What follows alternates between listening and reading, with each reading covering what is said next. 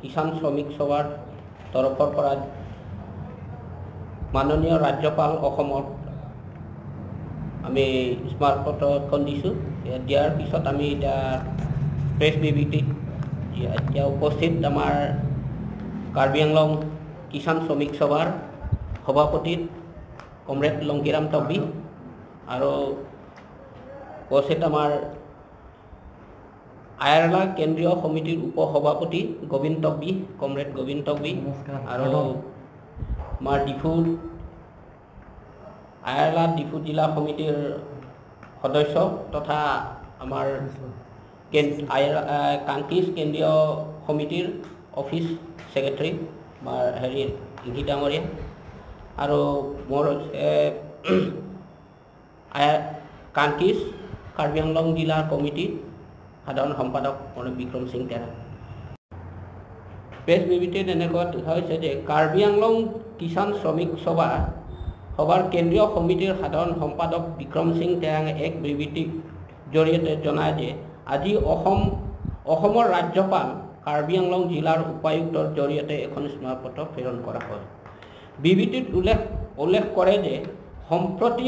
অসমৰ বিভিন্ন ঠাইত বিশেষকৈ কাৰ্বি আংলং, ডিমা হাছাও, কামৰূপ গ্ৰাম্য, কোকৰাঝাৰ,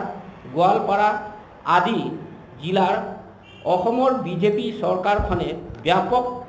উচ্ছেদ কাৰ্য চলাই আছে আৰু অতি শীঘ্ৰেই ব্যাপক উচ্ছেদ অভিযান চলোৱাৰ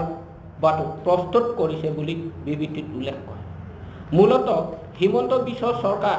শৰ্মা চৰকাৰে দুই ধৰণে উচ্ছেদ চলোৱাৰ দেখিবলৈ পোৱা গৈছে। এফালে চৰকাৰী মাটি দখল মুক্ত কৰাৰ নামত আনফালে বাংলাদেশী মুছলমানৰ সকলৰ উচ্ছেদ কৰিছে আৰু আনহাতে বিভিন্ন প্ৰকল্প স্থাপনৰ নামত সংবিধানৰ ৬ষ্ঠ অনুচ্ছেদ অন্তৰ্ভুক্ত অঞ্চলৰ জনজাতিৰ ৰাজ্যকে ধৰি ভূমিপুত্ৰ জনজাতিসকলৰ পৰম্পৰাগত ভূমিৰ পৰা উচ্ছেদ চলোৱাৰ প্ৰক্ৰিয়া আৰম্ভ কৰিছে। কাৰ্বি আংলং আৰু ডিমা হাছাও জিলাৰ দৰে দেশৰ সংবিধানৰ ৬ষ্ঠ অনুচ্ছেদৰ অন্তৰ্ভুক্ত এলেকাত APDCLক ১৮,০০০ বিঘা মাটি আৰু কম্প্ৰেছ বায়'গেছৰ নামত ৪,০০০ একৰ মাটিত ৰিলায়েন্স গোষ্ঠীক প্ৰদানৰ ইতিমধ্যে ১২ জুন তাৰিখে স্বায়ত্তশাসিত পৰিষদে কৰাৰ চুক্তি ৪০০ বিঘাত সৈনিক স্কুলৰ প্ৰতিষ্ঠানৰ নামত আৰু ডিমা হাছাও জিলাৰ ৯০০ বিঘা মাটিত চিমেণ্ট ৯,০০০ বিঘা মাটিত চিমেণ্ট কাৰখানাৰ নিৰ্মাণৰ নামত আদানী গোষ্ঠীক আবণ্টন দিয়াৰ যি সিদ্ধান্ত গ্ৰহণ কৰিছে, এই সিদ্ধান্তৰ দ্বাৰা কাৰ্বি আংলং স্বায়ত্তশাসিত পৰিষদ আৰু অসম চৰকাৰে জনজাতিৰ ৰাজ্যক ভূমিহীন আৰু ভেটিহীন কৰি তুলি সংবিধানৰ প্ৰস্তুত ৬ষ্ঠ অনুচ্ছেদৰ অন্তৰ্গত এলেকাত জনজাতিৰ ৰাজ্যৰ ভূমি অধিকাৰ পৰম্পৰাগত আইনৰ আৰু অনুশীলন কাষ্টমাৰী ল' আৰু সংস্কৃতিৰ ৰক্ষাৰ বিপৰীতে ধ্বংসহে মাতি আনিছে বুলি বিবৃতি প্ৰকাশ কৰিছে। অসম চৰকাৰ আৰু কাৰ্বি আংলং স্বায়ত্তশাসিত পৰিষদৰ কৰ্তব্য আছিল ৬ষ্ঠ অনুচ্ছেদ অন্তৰ্ভুক্ত জনজাতিৰ ৰাজ্যৰ ভূমি অধিকাৰ আৰু পৰস্পৰৰ আইনৰ ৰক্ষা কৰাৰ কথা তথা অজনজাতি ব্যক্তিলৈ ভূমি হস্তান্তৰ হোৱাৰ পৰা বাধা আদি জনজাতিৰ ৰাজ্যৰ ভূমি অধিকাৰ প্ৰশ্নত ৬ষ্ঠ অনুচ্ছেদক মূলতঃ আত্মা সুৰক্ষিত কৰাহে। যিহেতু ৬ষ্ঠ অনুচ্ছেদ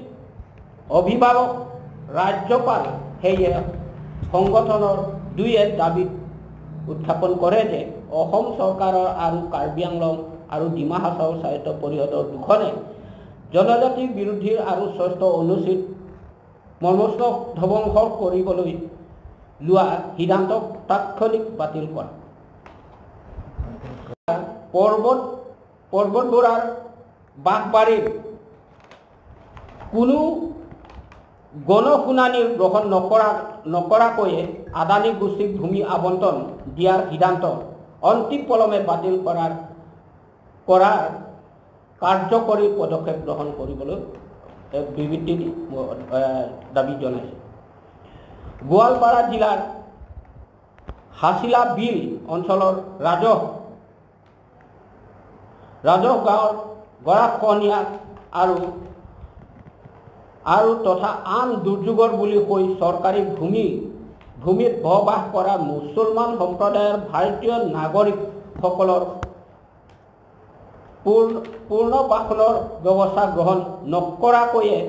অমানৱীয় উচ্ছেদ কাৰ্য বিশেষকৈ এই বাৰিষাৰ আৰু শৈক্ষিক পৰীক্ষাৰ অনুষ্ঠিত হৈ থকাৰ সময়ত ন্যায়কামী ৰাইজ তথা সভ্য সমাজৰ বাবে ই এক উদ্বেগজনক পৰিঘটনা। এই সন্দৰ্ভত কাৰ্যকৰী পদক্ষেপ গ্ৰহণ কৰি উক্ত উচ্ছেদিত ভাৰতীয় নাগৰিকসকলৰ পুনৰ্বাসনৰ ব্যৱস্থা গ্ৰহণ কৰাৰ আৰু সমান্তৰালকৈ সমগ্ৰ আৰু ব্যাপক এক অনুসংখ্যক ভূমি জৰীপ কাৰ্যকৰী গ্ৰহণ কৰিবলৈ সজোৰে দাবী উত্থাপন কৰে। স্মাৰক পথৰ প্ৰদান কাৰ্যসূচীৰ কিষাণ শ্ৰমিক সভাৰ কেন্দ্ৰীয় সমিতিৰ সভাপতি